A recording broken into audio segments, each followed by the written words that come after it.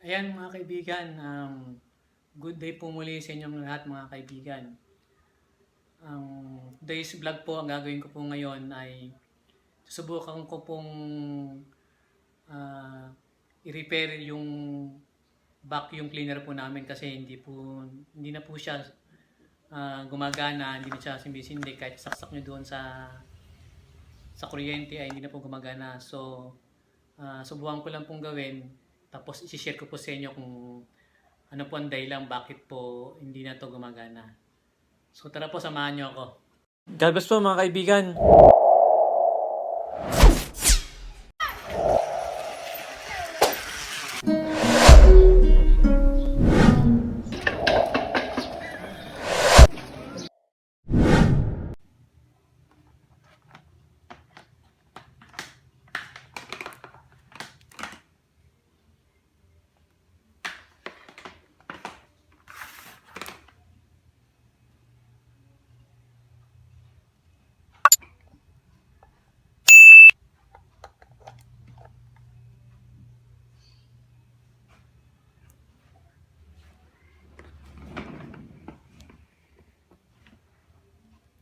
So yun mga kaibigan, try po nating pindutin itong post button ng vacuum cleaner.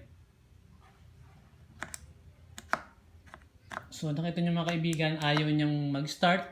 Actually pagka pinindot po itong post button ng vacuum cleaner, dapat to mag-iingay na po.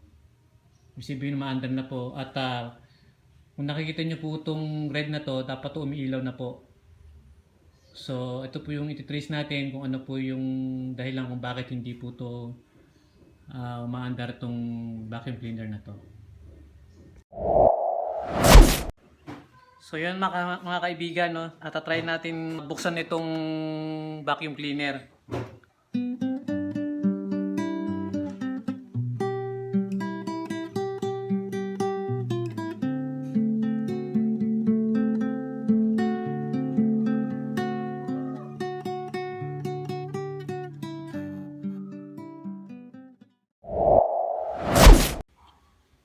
So yun mga kaibigan, binuksan ko na po itong vacuum cleaner. So na-test ko na po itong board niya gamit po ang tester na to. So okay naman po yung mga diagnose dito. Tapos yung connection po niya ng wire. Yan po yung connection niya na wire na galing sa 220 ano. Yan. So, okay naman po yung connection. Hindi naman po nag-loose. So, nung makita ko po, dito po yung problema. Dito po, yan. So, ayan po mga kaibigan, no? Yan, no? Kita nyo ba? Ayan. So, dun sa loob ng wire na to, meron na siyang naputol na isang connection doon. Kaya pagka ginagalaw tong wire na to, umaandar.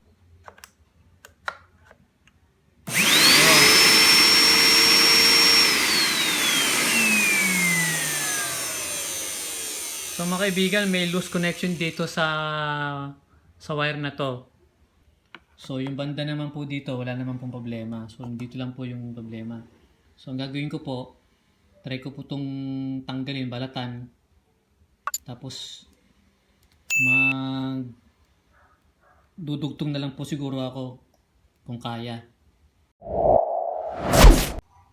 Ayan mga kaibigan, pinutol ko na po yung wire. So tinry ko munang idugtong. Yan, pinadugtong ko na po yung dalawang linya, isang blue at isang brown.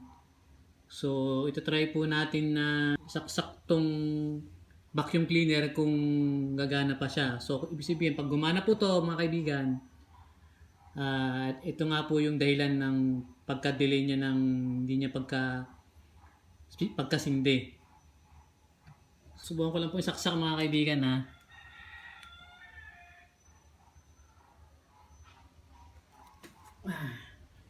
So ayan, nakita nyo po, isasaksak ko. Mga kaibigan.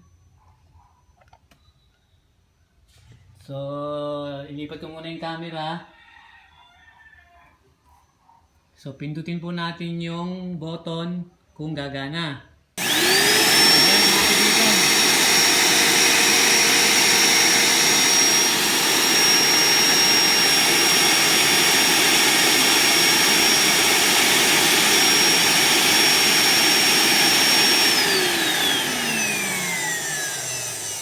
So ayan mga kaibigan, nakakita natin kung ano po yung dahilan bakit hindi gumagana tong vacuum cleaner. So sa connection po nung dalawang linya. So ibig sabihin kakaikot-ikot nitong wire na to, naputol yung isang linya kaya po hindi gumagana. So mga kaibigan, nakita na natin, so ipipix ko lang muna. Babulutan ko na po siya ng electrical tape para po magamit na natin. Ayan mga kaibigan, dapat po ganito yung pagkabit ng wire or pagdugtong ng wire. Hindi po siya magkatapat. Actually nga mga kaibigan, ito medyo malapit pa nga yun sa akin eh. Mga kaibigan, itong pinagbalatan, isasama natin dito sa isang linya. Ganyan po, titape natin. So ito pong kabila, ganun din po. Yan. So once na tape natin yung dalawang yan, pagkasamahin natin, saka natin siya iti-tape ulit.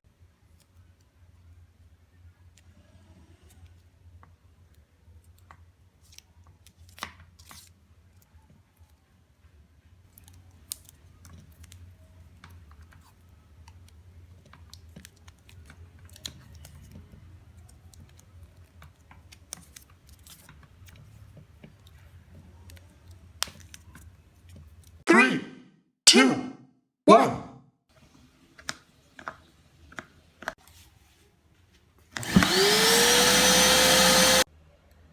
Maraming salamat po mga kaibigan sa panonood nyo. Kung nagustuhan nyo po itong video na to, please subscribe, like, and share po. Mabuhay kayo at God bless po. See you on the next video po.